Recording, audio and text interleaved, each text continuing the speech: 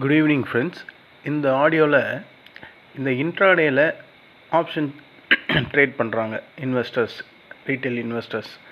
இந்த retail இன்வெஸ்டர்ஸை focus பண்ணி நான் ஒரு சின்ன ஆடியோ ஒன்று ரெடி பண்ணியிருக்கேன். அதாவது எப்படி சிம்பிளாக ப்ராஃபிட் பண்ணலாம் அப்படின்ட்டு. அதாவது பெரிய லெவலெலாம் இல்லை, ஒரு சின்னதாக ஒரு நாளைக்கு ஒரு 500 1000 அப்படின்ற மாதிரி ப்ராஃபிட் பண்ணக்கூடிய வாய்ப்பு ஆப்ஷன் ட்ரேடிங்கில் இருக்கான்னு நீங்கள் கேட்டிங்கன்னா கண்டிப்பாக இருக்குது. ஆனால் டெய்லியும் பண்ண முடியுமா அப்படின்லாம் கேட்கக்கூடாது. ஏன்னா அது மார்க்கெட் கண்டிஷனை பொறுத்து தான் அதை நம்மளால் இம்ப்ளிமெண்ட் பண்ண முடியும். அப்போ தான் அந்த ஸ்ட்ராட்டஜி ஒர்க் அவுட் ஆகும். அதுக்கு சில கண்டிஷன்ஸ்லாம் இருக்குது. அந்த கண்டிஷன்ஸனை பேஸ் பண்ணி மார்க்கெட் டெய்லியும் அந்த மாதிரி இருந்தால் டெய்லியும் சம்பாதிக்க முடியும். அதுக்கு இதுதான் பதில். ஆனால் டெய்லியும் market moving up trend down ட்ரெண்டுன்னு ஏறிக்கிட்டு இறங்கிட்டும் ரொம்ப வயலண்ட்டாலாம் இருக்காது. என்றைக்கோ ஒரு வாரத்தில் 2 நாள் இருக்கும், மீதி 3 நாள் சைட் வேல இருக்கும், இல்லைனா ஒன் சைட் மார்க்கெட்டாக இருக்கும். ஸோ இந்த மாதிரி சினாரியோவில் நம்ம டெய்லியும் இந்த ஸ்ட்ராட்டஜியை வச்சு ப்ராஃபிட் பண்ண முடியுமா அப்படின்னு கேட்டால் கண்டிப்பாக முடியாது. அது எந்த ஸ்ட்ராட்டஜி, அது எந்த மாதிரி கண்டிஷனில் இந்த ஸ்ட்ராட்டஜியை நம்ம யூஸ் பண்ணணும் அப்படின்றத பற்றி இந்த ஆடியோவில் நம்ம டிஸ்கஸ் பண்ணலாம். அதாவது இப்போ நான் மறுபடியும் சொல்கிறேன், இது முழுக்க பெரிய லெவலெல்லாம் ப்ராஃபிட் பண்ணக்கூடிய ஸ்ட்ராட்டஜி கிடையாது. சிம்பிளாக நான் இன்ட்ராடேயில் டெய்லி லாஸ் பண்ணிக்கிட்டு தான் இருக்கேன். ஏதாவது ஒரு 500 1000 சிம்பிளாக என்னால் பண்ண முடியுமா அப்படின்னு நினைக்கிறீங்கல்ல, அவங்களுக்கான ஒரு ஆடியோ தான் இது. ஃபஸ்ட்டு நம்ம என்ன பார்க்கணுன்னா, இந்த F&O ஃபியூச்சர் அண்ட் ஆப்ஷனில் ஒரு சின்ன லாபத்தை எடுக்கிறதுக்கான ஒரு ஸ்ட்ராட்டஜி அப்படின்னா என்னென்னா, முதல்ல EMA exponential moving average 20 EMA 50 EMA இந்த இண்டிகேட்டரை நம்ம சார்ட்டில் ஃபிக்ஸ் பண்ணிக்கணும். RSI ரிலேட்டிவ் ஸ்ட்ரென்த் இண்டெக்ஸ் அப்படின்னு சொல்லுவாங்கள்ல, RSI 14, அதையும் நம்ம சார்ட்டில் ஃபிக்ஸ் பண்ணிக்கணும். மஸ்ட்டு இது கண்டிப்பாக இந்த இண்டிகேட்டர்ஸ் வால்யூம் இண்டிகேட்டர்ஸ் வேணும். இந்த வால்யூம் இண்டிகேட்டர்ஸை வச்சு தான் நம்ம அந்த சிம்பிள் ப்ராஃபிட்டை கெயின் பண்ணுறதுக்கான செட்டப்பை பண்ண முடியும். சார்ட்டு என்ன மாதிரி சார்ட் ஃப்ரேம் வைக்கணும்னா, என்னுடைய ஃபேவரட் சார்ட் ஃப்ரேம் எப்போவுமே அந்த 15 மினிட்ஸ் தான். 15 மினிட்ஸும் வைக்கலாம், 5 மினிட்ஸும் வைக்கலாம். 15 மினிட்ஸ்னால் அக்யூரேட்டாக ப்ரிடிக்ட் பண்ணலாம். 5 மினிட்ஸு என்னால் அந்தளவுக்கு பண்ண முடியாது. நான் எப்போவுமே 15 மினிட்ஸ் தான் பண்ணுவேன்.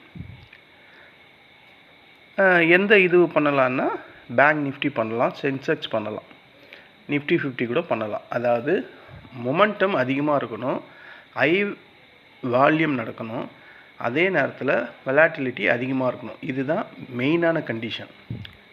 வெலாட்டிலிட்டி டெய்லியும் அதிகமாக இருக்கணும், வால்யூம் நல்லா ஜென்ரேட் ஆகணும், மேலே இங்கேயும் வந்துக்கிட்டும் இருக்கணும், நல்ல லிக்விடிட்டி இருக்கணும். அப்படின்னா இண்டெக்ஸை தவிர வேறு எதுவுமே கிடையாது.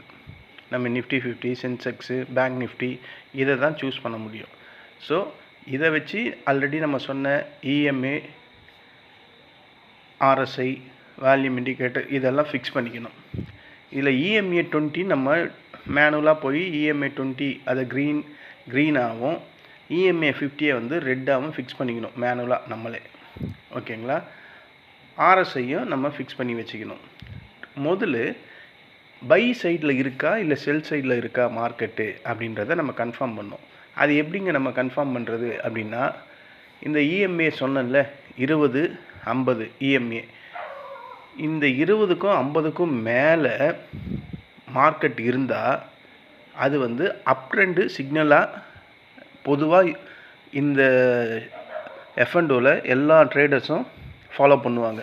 20 EMAக்கும் 50 EMAக்கு மேலே மார்க்கெட் இருந்ததுன்னா அது 15 மினிட்ஸ்லேயோ இல்லை 5 மினிட்ஸ் ஃப்ரேம்லேயோ அது மார்க்கெட் அப் ட்ரெண்டுக்கான சிக்னல் அப்படின்னு சொல்லுவாங்க. இதுதான் அது ஃபஸ்ட்டு கண்டிஷன். ட்ரெண்டை கன்ஃபார்ம் பண்ணுறது இதுதான், இந்த EMA 20யும் EMA 50யும். அடுத்தது RSI கன்ஃபர்மேஷன் பார்க்கணும். RSI கன்ஃபர்மேஷன் எங்கே பார்க்கணும்? RSI 55க்கு மேலே இருக்கணும், அபவ் 50யாவது இருக்கணும்.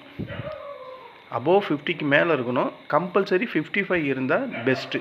அது வந்து மார்க்கெட் அப் ட்ரெண்ட் போகிறதுக்கான ஸ்ட்ரென்த் இருக்குது அப்படின்றத ஷேர் மார்க்கெட்டில் F1 பெரிய பெரிய ஆளுங்கள்லாம் அதை ஃபாலோ பண்ணுவாங்க. நம்மளும் அதை செக் பண்ணுவோம். அப்புறம் வால்யூம் கன்ஃபர்மேஷன். அந்த நேரத்தில் வால்யூம் எப்படி நடக்குது, அதிகமாக நடக்குதா கம்மியாக நடக்குதா அப்படின்ற இண்டிகேஷனை நம்ம பார்க்கணும். ஸோ இந்த 3 இண்டிகேட்டர்ஸோட பயன் இப்போ நான் உங்களுக்கு சொல்லிட்டேன். 20 EMA 50 EMA 50 EMA 20 EMAக்கு மேலே கேண்டில் ஸ்டிக்ஸ் இருந்தால் மார்க்கெட் வந்து ஒரு அப் ட்ரெண்ட் சிக்னல் கொடுக்குதுன்னு அர்த்தம். ரெண்டாவது RSI 14ல் அபோவ் 55, அதுக்கு அபோவ் 50லேருந்து 55க்கு மேலே கேண்டில் ஸ்டிக்ஸ் அந்த சார்ட்டு லிங்க், அந்த சார்ட்டோட வரைபடம் சொல்லுவாங்கள்ல, அது இருந்தால் மார்க்கெட் வந்து ஸ்ட்ராங்கான அப் ட்ரெண்டு ஸ்ட்ரென்த்தில் இருக்குதுன்னு அர்த்தம். அந்த இடத்துல வால்யூம் எப்படி நடக்குது அப்படின்றத நம்ம செக் பண்ணணும். இந்த 3 டெக்னிக்கல் தான் மெயின். எப்போ நம்ம பை என்ட்ரி பண்ணோம்னா, எப்போ அந்த EMA 20 கிராஸ் பண்ணுதோ, அதாவது EMA 20 ஒரு கேண்டில் வந்து கிராஸ் பண்ணுது அப்படின்னா அங்கேயே வாங்கிடக்கூடாது. அந்த EMA 20 கிராஸ் பண்ணி ஒரு கேண்டில் பிரிண்ட் ஆகணும். அதுக்கடுத்த கேண்டில் வந்து நம்ம பை பண்ணணும். இதுதான் ஃபஸ்ட்டு என்ட்ரி லெவல். என்ட்ரி லெவல்னால் பையிங் பண்ணக்கூடிய ஒரு லெவல். இது நல்லா நோட் பண்ணிங்க. EMA 20 அந்த லைனை கட் பண்ணி ஒரு புல்லிஷ் கேண்டில், க்ரீன் கேண்டில் வந்து பிரிண்ட் ஆகணும். அதுக்கடுத்த கேண்டில் ஷியோராக அது மேலே தான் போகும் அப்படின்றது ஒரு ஃபார்முலா. அப்படின்றது தான் எல்லாரும் ஃபாலோ பண்ணுவாங்க. நானும் அப்படி தான் ஃபாலோ பண்ணுவேன். ஓகேங்களா? ஸ்டாப் லாஸ் அடுத்தது. ஸ்டாப் லாஸ் எப்படி வைக்கணும்னா, அந்த EMA 20 அதுக்கு முன்னாடி ஒரு கேண்டில் வந்தது பார்த்தீங்களா பாட்டத்தில், அதை தான் ஸ்டாப் லாஸாக வைக்கணும். இப்போ புரிஞ்சிடுச்சா எப்படி என்ட்ரி எடுக்கணும், எந்த லெவலில் என்ட்ரி எடுக்கணும், ஒருவேளை நமக்கு அகெயின்ஸ்டாக மார்க்கெட்டு கீழே இறங்குச்சுன்னா எதை ஸ்டாப் லாஸாக போடணும் அப்படின்ற மெத்தடை சொல்லிட்டேன். டார்கெட் எப்படி வைக்கணும்னா, நம்ம இப்போ ஒரு 100 ஒரு ரூபா இன்வெஸ்ட்மெண்ட் பண்ணுறோம். அட்லீஸ்ட் அது 2 ரூபாவாவது வரணும். இதுதான் டார்கெட்டோட ரேஷியோ. அதாவது 20 ரூபா ப்ராஃபிட் வரணும், ஆனால் லாஸ் ஆனால் 10 ரூபா தான் லாஸ் ஆகணும். இதுதான் அதோட ஸ்ட்ராட்டஜி. இதை கம்பல்சரி ஃபாலோ பண்ணணும். இதை கம்பல்சரி ஃபாலோ பண்ணால் தான் மார்க்கெட்டில் நம்ம லைஃப் லாங் சஸ்டெயின் பண்ண முடியும். குருட்டு பூனை விட்டத்தில் பாஞ்ச மாதிரி பாஞ்சோம்னா வாஷ் அவுட் ஆகிடுவோம். பல பேர் அப்படி தான் வாஷ் அவுட் ஆகிட்டுருப்பாங்க. ஆனால் ஒரு பிரின்சிபலோட கரெக்டாக இந்த மெத்தட்லலாம் பண்ணி பாருங்களேன், கண்டிப்பாக நம்ம சஸ்டெயின் பண்ணலாம். ஒரு நாள் லாஸ் ஆகும், 5 நாளும் லாஸ் ஆகுமா என்ன? அப்போ 5 நாளும் லாஸ் ஆகுதுன்னா இந்த F1 ட்ரேடு கவர்மெண்ட்டு பேன் பண்ணிடுவாங்களே. யாராலையும் ப்ராஃபிட்டே பண்ண முடியாத ஒரு ஸ்ட்ராட்டஜி எதுக்கு இந்த F1 ஆப்ஷன் ட்ரேடிங்கெல்லாம் வச்சிட்ருக்காங்க? அது வந்து எட்ஜிக்காக வந்ததுன்னு சொல்லுவாங்க. எல்லாருமே எட்ஜஸ் பர்பஸ்க்காக யூஸ் பண்ணிக்கிட்டு இருக்காங்க ஆப்ஷன் ட்ரேடிங்கை? கிடையாது. ஸோ இருக்குது, அதில் ஏதோ ஒரு சம்திங் இருக்குது சம்பாதிக்கிறதுக்கு. அதை பக்குவமாக கரெக்டாக அந்த ஸ்ட்ராட்டஜியை யூஸ் பண்ணி பண்ணுறவங்க பண்ணிக்கிட்டு தான் இருக்கிறாங்க. ஸோ இந்த ஸ்டெப்ஸை நம்ம கண்டிப்பாக ஃபாலோ பண்ணணும். எக்ஸிட்டு எப்போங்க எக்ஸிட் பண்ணோம்? EMA வந்து 20 50 சொன்னீங்க, RSI வந்து 55க்கு இருந்தால் பையிங் போங்கன்னு சொல்கிறீங்க. அப்போ எக்ஸிட் எங்கே பண்ணணும் அப்படின்னு கேட்டால், எப்போ அந்த RSI 65க்கு அபோவ் போயிடுதோ அப்போ எக்ஸிட் கன்சிடர் பண்ணணும். அதுக்குள்ளே நம்மளோட அந்த ப்ராஃபிட் ரேஷியோ கூட ரீச் ஆகிடலாம். ஆனால் இந்த RSI 65 அபோவ் வந்தாவே கண்டிப்பாக அந்த ட்ரேடை எக்ஸிட் பண்ணணும். இந்த ரூல்ஸ் எல்லாம் நீங்கள் ஃபாலோ பண்ணுங்கள். நீங்கள் இன்றைக்கி வரைக்கும் பண்ணலைன்னா நாளையிலேருந்து பண்ணி பாருங்கள். அது எந்த அளவுக்கு ஒர்க் அவுட் ஆகுதுன்னு நீங்கள் செக் பண்ணுங்கள். ஒரு பேக் டெஸ்ட்டு பண்ணுங்கள். பேக் டெஸ்ட்டு கூட வேணாம், லைவாகவே பண்ணுங்கள். எவ்வளவோ லாஸ் பண்ணுறோம். நாளைக்கு லாஸ்ட் நாள் ஃப்ரைடே, அதனால் இதை செக் பண்ணி பாருங்கள். டைம் ஃப்ரேம் வந்து 15 மினிட்ஸ் வச்சிங்க. 20 EMA கிராஸ் பண்ணணும், இல்லைனா 50 EMA கிராஸ் பண்ணணும். கேண்டில் மார்க்கெட்டு 9:15க்கு ஓப்பன் ஆன உடனேயுமே போய் வாங்கிடாதீங்க.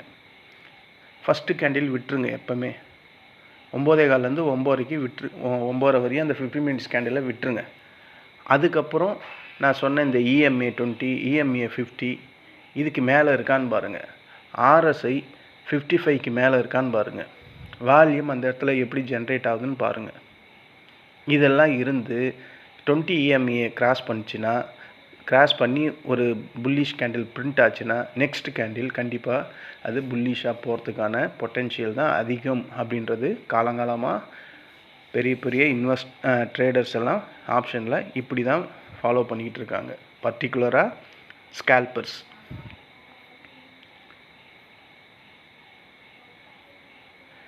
இந்த ரூல்ஸை நீங்கள் ஃபாலோ பண்ணுங்கள்.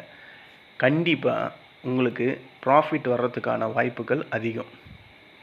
நாளைக்கே நீங்கள் டெஸ்ட் பண்ணி பாருங்களேன்.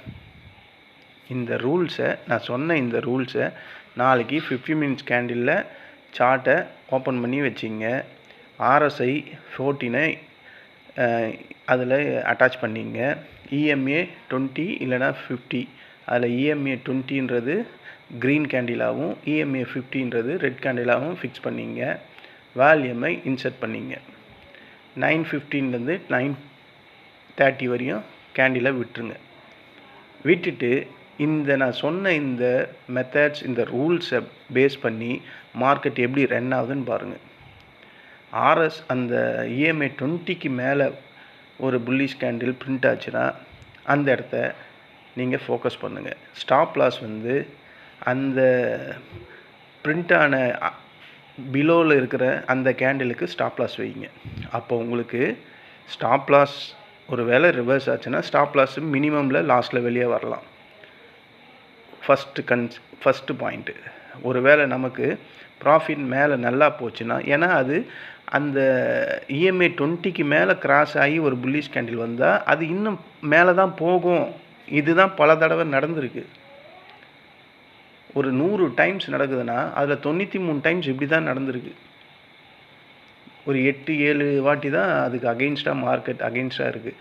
ஆனால் இதை நியூஸ் இருக்கும் போதோ இல்லை பெரிய மார்க்கெட்டில் நியூஸ் இருக்கும் போதெல்லாம் பண்ணக்கூடாது. பட்ஜெட் டைம்லேயோ இல்லை இந்த ட்ரம்ப் மாதிரி ஆளுங்க ஏதாவது ஒன்று சொல்லிகிட்டு இருக்கும் போதெல்லாம் பண்ணக்கூடாது. மார்க்கெட் காமாக இருக்கும் பார்த்தீங்களா, அந்த மாதிரி இடத்துல தான் பண்ணணும். இதை இந்த பீகார் எலெக்ஷன் ரிசல்ட் வரும்போதெல்லாம் பண்ணக்கூடாது. மார்க்கெட்டு கண்ணாபின்னான்னு இருக்கும். மார்க்கெட்டை அதை அணுகிற டைம் கூட இருக்குது. ஒரு நார்மல் டேயில் இந்த மெத்தடை ஃபாலோ பண்ணணும். இதை பண்ணி பாருங்கள். உங்களுக்கு ப்ராஃபிட் ஸ்ட்ராட்டஜி ஒரு சின்ன லாபம் கிடைக்கிறதுக்கான வாய்ப்புகள் அதிகம்.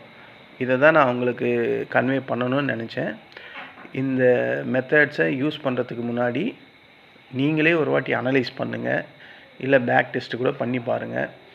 நான் சொல்கிறேனேன்னு அப்படியே பிளைண்டாக நம்பாதீங்க. இது எனக்கு ஒர்க் அவுட் ஆகிருக்கு. நான் அதனால் உங்களுக்கு சொல்கிறேன். ஆனால் நான் செபியில் ரிஜிஸ்டர் பர்சன் கிடையாது. ஓகேங்களா? அதனால தான் நீங்கள் ஒரு வாட்டி அதை டெஸ்ட் பண்ணி பாருங்கள். அதுக்கப்புறம் நீங்கள் ஒரு கன்க்ளூஷன் கன்சிடர் பண்ணுங்கள். இதை தான் நான் உங்களுக்கு கன்வே பண்ணுறேன்.